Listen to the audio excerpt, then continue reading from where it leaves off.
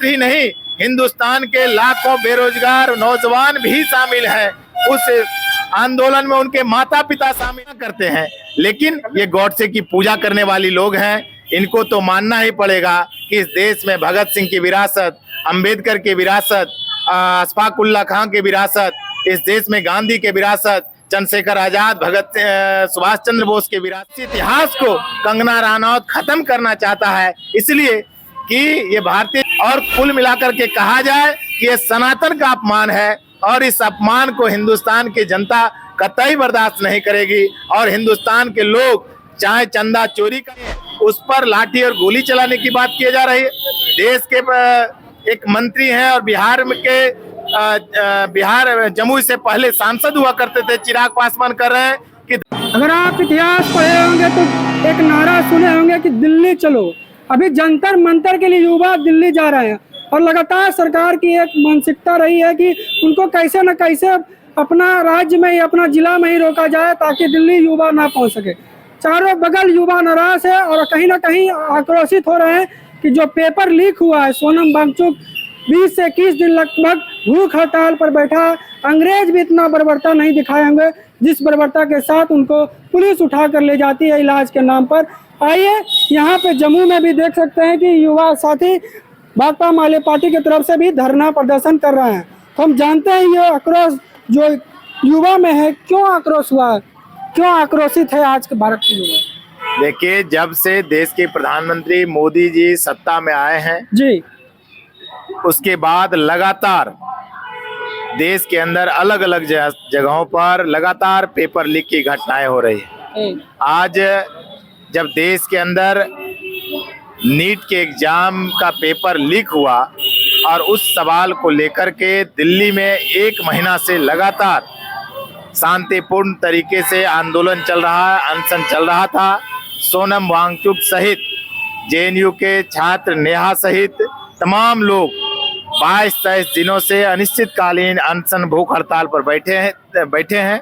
लेकिन आज हम देख रहे हैं कि दिल्ली पुलिस किस प्रकार से सोनम वांगचुक को मैंने अपहरण करके उनको वहां से ले उठा करके एक अस्पताल में भर्ती करा दिया गया है। जबकि सोनम वांगचुक ने लगातार कह रहा है कि देश के अंदर जो जवाबदेही तय होनी चाहिए थी, आज देख रहे हैं कि वो जवाबदेही तय नहीं है। और उसी के सवाल को लेकर उन्होंने कहा कि नीट पेपर लीक के जिम्मेवार धर्मेंद्र प्रधान इस्तीफा दो, एनटीए को रद्द करो, न्यू एजुकेशन पॉलिसी को वापस लिया जाए। और इस सवाल को लेकर के लगातार दिल्ली के जंतर मंतर पर आंदोलन चल ही रहा था। दिल्ली पुलिस लगातार उसके ऊपर दमन और तरह तरह का एलिगेशन लगाया जा रहा था। यहाँ तक कि सोनम वांगचुक को चाइनीज एजेंट भाजपा के कुछ लोगों के द्वारा लगातार ये बात प्रचारित किया जा रहा था। जिस तरह दिल्ली में किसान आंदोलन चल रहा था, उस समय दिल्ली में बैठे हुए किसानों को खालिस्तानी और पाकिस्तानी कहा जा रहा था। आज सोनम वांगचुक को चाइनीज एजेंट कह करके इस पूरे आंदोलन को बदनाम करने की कोशिश के खिलाफ वहां पर लाखों की तादाद में आज छात्र नौजवान सड़कों पर उतरकर देश की गद्दी पर बैठी हुई मोदी सरकार से लगातार ये सवाल करते रही है कि मोदी सरकार पेपर लीक के जिम्मेवार धर्मेंद्र प्रधान का इस्तीफा कब होगा। लेकिन ये सरकार जवाबदेही लेने के लिए तैयार नहीं है। देश के रक्षा मंत्री आज से कुछ दिन पहले ही कह चुके हैं कि एनडीए की सरकार में इस्तीफा का कोई स्थान नहीं है। लेकिन इस लोकतंत्र में धरना करने का, प्रदर्शन करने का, भूख हड़ताल करने का भारत के संविधान में अधिकार है। और इस अधिकार के तहत जब हम बैठते हैं तो उस आंदोलन को दमन करने की कोशिश यहाँ की सरकार के द्वारा किया जा रहा है। आज देश में लाखों की संख्या में छात्र युवा जंतर मंतर से पार्लियामेंट मार्च के लिए निकले थे। वहां पर वहां की पुलिस के द्वारा लाठी, गोली, वाटर कैनन का प्रयोग किया जा रहा है। उसके ऊपर मुकदमा दर्ज करने की बात कही जा रही है। और आज उसी के सवाल को लेकर के कि ये जो तानाशाही है, छात्रों के ऊपर का जो दमन है, आप आंदोलन को दमन करने की जो कोशिश कर रहे हैं, इसके खिलाफ आज हम लोग यहाँ पर सड़क पर, चाहे वह पार्लियामेंट में हो, बिहार विधानसभा के अंदर प्रदर्शन हो या इस ऐतिहासिक कचहरी चौक पर भी बाबा साहब भीमराव अंबेडकर के समक्ष प्रदर्शन हो, हम लोग लगातार छात्रों के, नौजवानों के सवाल को लेकर लगातार हम लोग आंदोलनरत हैं। सरकार से बार बार मांग कर रहे हैं कि धर्मेंद्र प्रधान के इस्तीफा दिया जाए, एनटीए को रद्द किया जाए, न्यू एजुकेशन पॉलिसी को वापस लिया जाए। जो लोग इस पेपर लीक में शामिल लोग हैं, इस पर कड़ी से कड़ी कार्रवाई किया जाए। लेकिन हम देखते हैं कि इससे बात कहीं आगे चली जा चुकी है। अब तो देश के प्रधानमंत्री इसके लिए जिम्मेवार हैं कि किस प्रकार से आपकी पुलिस के द्वारा इस आंदोलनकारियों के ऊपर, धरनार्थियों के ऊपर आपकी पुलिस लाठी और गोली चला रही है। आज हम लोग ने मांग किया है कि देश के प्रधानमंत्री को इस्तीफा देना पड़ेगा और इसी सवाल को लेकर आज हम लोग यहाँ पर बैठे हुए हैं। देश के प्रधानमंत्री बोल रहे हैं कि नीट पेपर लीक का मामला है, नीट फिर से एग्जाम हो गया, रिजल्ट भी आ गया, तो एग्जाम तो बढ़ रही है, पेपर देश आगे बढ़ रहा है, सरकार बोल रही है। नीट एग्जाम रद्द होने के बाद फिर से एग्जाम लिया गया, लेकिन जो रिजल्ट जारी किया गया, आज हम देख रहे हैं कि उस रिजल्ट में भी गड़बड़ियां सामने दिख रही है कि किस प्रकार से ये सरकार जिम्मेदारी लेने के बजाय हड़बड़ी में एग्जाम लिया, जिसमें पिछले एग्जाम में 22 लाख लोग शामिल हुए थे, लेकिन उसके बाद जो री एग्जाम हुआ मात्र 20 लाख लोग ही शामिल हो पाए। 2 लाख लोग, उसमें 20 लोग तो आत्महत्या कर लिए। ये सरकार की इस नीति के से जो त्रस्त लोग हैं, आज हम देख रहे हैं कि उस पर सवाल नहीं हो रही है।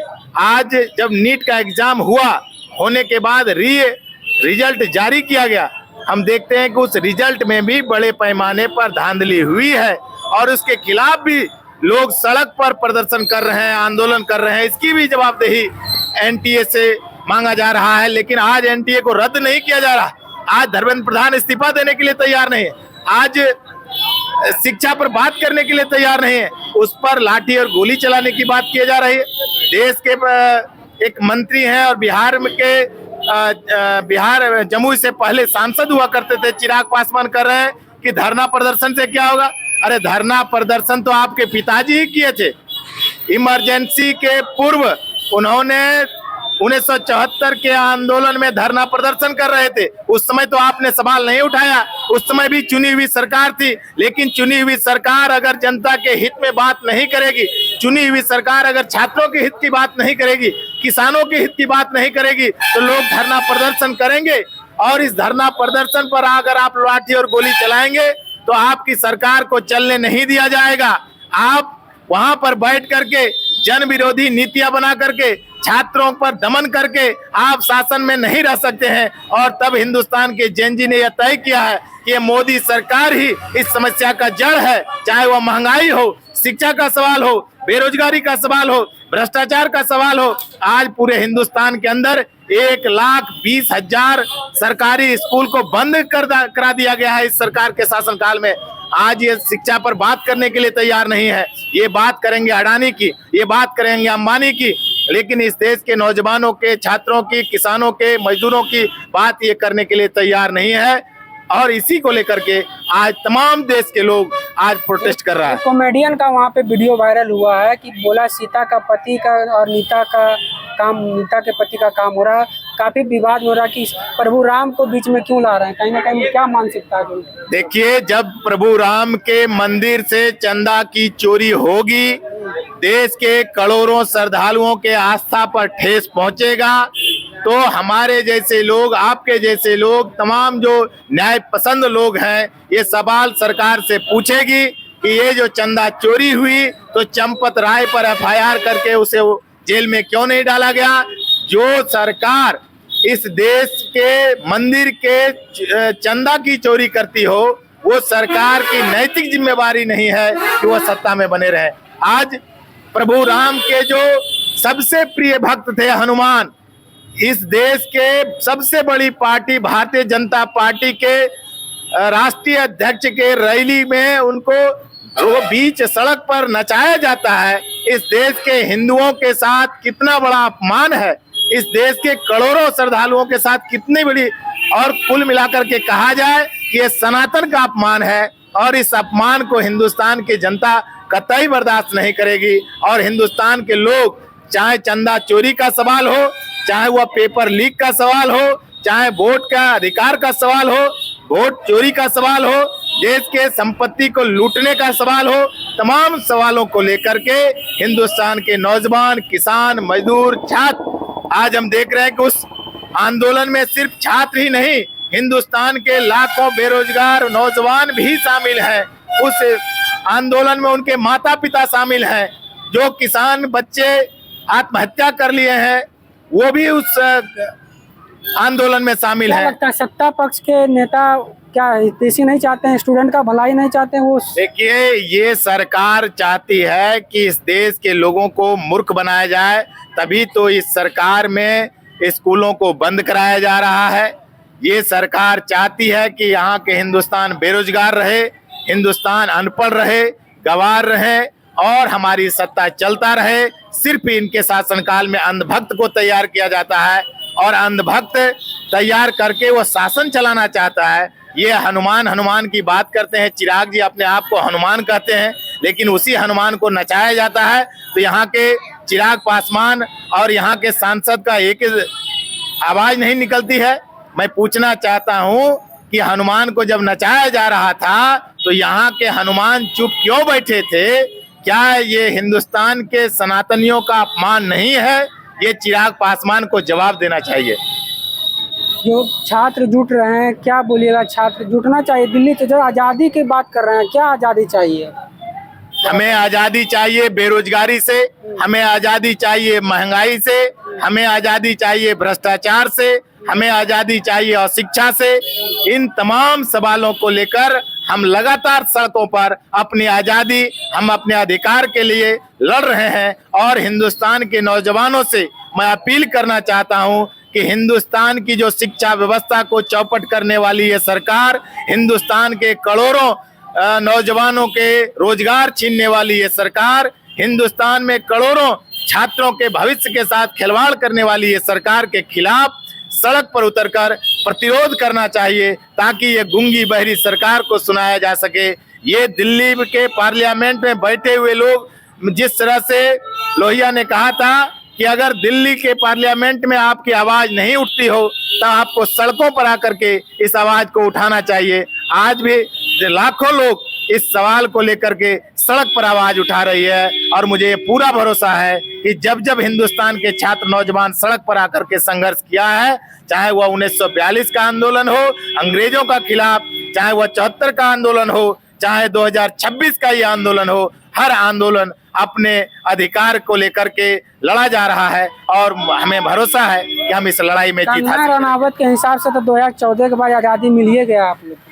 कंगना रनावत से मैं पूछना चाहती हूँ कि वो जो बड़ी बड़ी बातें कर रही है कि आरएसएस के, बीजेपी का एक भी नेता है जो आज़ादी के आंदोलन में शहादत दिए हो? एक भी नेता उनके आज़ादी के आंदोलन में शामिल नहीं था। इसलिए उनको आज़ादी का क्या मर्म पता कि आज़ादी को पाने के लिए लाखों लोगों ने कुर्बानियां दी थी। भगत सिंह ने फांसी के फंदे को चूमा था, अशफाक उल्लाह खां, राम प्रसाद बिस्मिल जैसे तमाम लोग इस देश के आज़ादी को पाने के लिए शहादतें दिया था।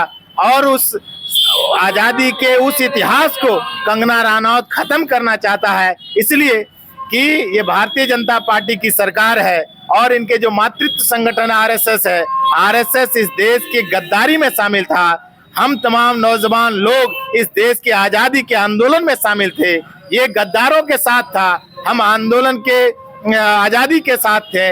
और हम तो लगातार ये सवाल उठाते रहे हैं पिछले दिनों भी कि आज़ादी के आंदोलन में अगर आरएसएस का कोई भी लीडर अगर शहादत दिया हो तो ये तमाम लोग बताएं कि हमारा आज़ादी में ये रोल रहा है। इसलिए इनका रोल नहीं रहा, इसलिए इस आज़ादी के आंदोलन को ये मटिया मेट कर देना चाहता है, इस देश के संविधान को खत्म कर देना चाहता है। जबकि ये आज़ादी के आंदोलन के जो लोग शागिर्द लोग थे, शामिल जो लोग थे, उनके जो विरासत है वो कभी इस देश की आज़ादी को नहीं भुलाएगा, इस देश की संविधान को कभी नहीं भुलाएगा। अगर आज़ादी 2014 में मिली तो संविधान 1950 में कैसे बना, ये तो कंगना रनावत को बताना चाहिए, वो नहीं बताएंगे। इसलिए आज़ादी के आंदोलन में उनका कोई योगदान नहीं है। आज गांधी जी का पूजा करते हुए, माला अर्पण करते हुए बीजेपी के तमाम नेता मिल जाते हैं, लेकिन आज भूख हड़ताल पे सोनम वांगचुक बैठे थे, जिस तरह से पुलिस लगाई, क्या गांधी जी ऊपर में सोचते जैसे हैं? गांधी जी के समाधि स्थल पर जाकर के इनको तो नतमस्तक होना ही पड़ेगा। इसलिए होना पड़ेगा कि गांधी के विचार को मानने वाले हिंदुस्तान के तमाम लोग हैं। आज उस विचार को ये खत्म कर देना चाहते हैं। गांधी के विचार को खत्म करके गॉडसे के विचार को अपनाना चाहते हैं। जिस गॉडसे ने गांधी को गोली मारी थी, आज ये गॉडसे की पूजा करने वाले लोग हैं। इसलिए इस देश के, चाहे वो आजादी के आंदोलन हो, चाहे इस आजादी के आंदोलन के जो नायक हैं, उसको ये गाली देते हैं, उनको ये सिर्फ अवहेलना करते हैं। लेकिन ये गॉडसे की पूजा करने वाली लोग हैं। इनको तो मानना ही पड़ेगा कि इस देश में भगत सिंह की विरासत, अंबेडकर की विरासत, अशफाक उल्लाह खां की विरासत, इस देश में गांधी के विरासत, चंद्रशेखर आजाद, सुभाष चंद्र बोस के विरासत के लोग हैं। यहाँ पर अगर आरएसएस के विचारधारा कतई काम नहीं करेगी। आरएसएस की विचारधारा है गॉडसे की विचारधारा, जो इस देश के महात्मा के सीने में गोली मारी थी, ये हिंदुस्तान के लोग कतई बर्दाश्त नहीं करेगा। और इसीलिए इनके बड़े बड़े लोग, एक कहावत है, मुंह में राम बगल में छुरी, ये गांधी के समाधि स्थल पर 2 अक्टूबर को जाकर के नतमस्तक होते हैं, लेकिन गांधी के हत्यारे की ये पूजा भी करते हैं। ये दोहरी चरित्र जो है वो देश की जनता जानती है। कॉकरोच पार्टी लगातार वहाँ पे धरना जंतर मंतर पर बैठी हुई है, लगातार संघर्ष कर रही है, कैसे देखते हैं कॉकरोच पार्टी? ये हिंदुस्तान के नौजवानों की जो उम्मीदें हैं, वो हिंदुस्तान की नौजवानों ने जो सपना देखा था कि हमारा हिंदुस्तान ऐसा होगा, हर हिंदुस्तान के नौजवानों को रोजगार मिलेगा, छात्रों को उनको पढ़ने के लिए शिक्षा मिलेगा, जो बीमार लोग हैं उनको स्वास्थ्य की गारंटी होगी। लेकिन आज हम देख रहे हैं कि ये हुकूमत इस तमाम चीज को देने में नाकामयाब रहा। इसलिए आज हम देख रहे हैं कि जंतर मंतर पर लाखों की तादाद में छात्र, नौजवान आज वहां पर शांतिपूर्ण तरीके से मार्च करने वाली पार्लियामेंट्री मार्च पर जिस प्रकार से इनकी पुलिस ने लाठियां चलाई है, इससे यह साबित होता है कि यहाँ की सरकार पुलिस को आगे इसलिए करती है कि देश की जो नौजवानों की जो उनकी जो उम्मीदें हैं, जो उनकी जो अधिकार है, उस अधिकार को किस प्रकार से दमन किया जाए, उस पर कोई वार्ता करने के लिए ये सरकार तैयार नहीं है। जिसके खिलाफ आज तमाम जगहों, सड़कों पर जो जहां है, हर जगह आंदोलन शुरू हो चुका है। और इसीलिए दिल्ली के 5-5 मेट्रो स्टेशन को इस हुकूमत को बंद करना पड़ा कि कहीं अधिक से अधिक नौजवान यहाँ ना आ जाए। अरे नौजवान को आप कितना चुनौती देंगे, कितना आप उसको रोकने की कोशिश करेंगे? नौजवान जहां पर भी है, आज यहाँ पर भी हम लोग बैठे हैं तो जंतर मंतर पर चल रहे उस अनिश्चितकालीन धरना में, चाहे सोनम वांगचुक साहब हो, चाहे वहां पर जेएनयू के पीएचडी के छात्र, आयशा के राष्ट्रीय उपाध्यक्ष, चाहे नेहा बोरा हो, वह लगातार 23 दिनों से अनिश्चितकालीन भूख हड़ताल पर बैठी है। उसके समर्थन पे आज हम लोग यहाँ पर बैठे हैं। ये आंदोलन जारी रहेगी और ये हुकूमत को पीछे जाना पड़ेगा। भारत के युवा को क्या संदेश देना चाहते हैं? हम भारत के युवाओं को एक संदेश देना चाहता हूं कि सभी लोग अपने शिक्षा के सवाल को लेकर, रोजगार के सवाल को लेकर, इस देश के भविष्य के सवाल को लेकर, इस देश के संसाधन को जो लूटा जा रहा है, उन सवालों को लेकर आप तमाम लोगों को इस तानाशाही हुकूमत के खिलाफ एकजुट होना होगा और लड़ना पड़ेगा। तभी इस तानाशाही को यहाँ से हटाया जा सकता है। और यही अपील मैं देश के नौजवानों से करना चाहता हूँ।